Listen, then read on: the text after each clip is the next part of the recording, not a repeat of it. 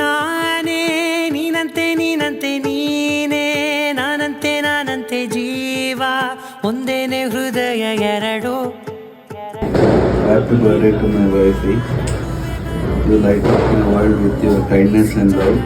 I am so lucky to have you by my side today and always. You always stood up in my up and down together. Love you lots, Kano. Once I wish you happy birthday. Thank you. My love. ಎಲ್ಲದಕ್ಕೂ ಪರಿಹಾರ ನನ್ನಯ ನಾಳೆ ನಿನ್ನಯ ಪಾಲೆ ನನ್ನ ಬದುಕೆ ನಿನ್ನದು ಗೆಳತಿ. ಕಾಯುವೆ ನಾನು ರತ್ತೆಯ ಹಾಗೆ ಜನುಮ ಪುರ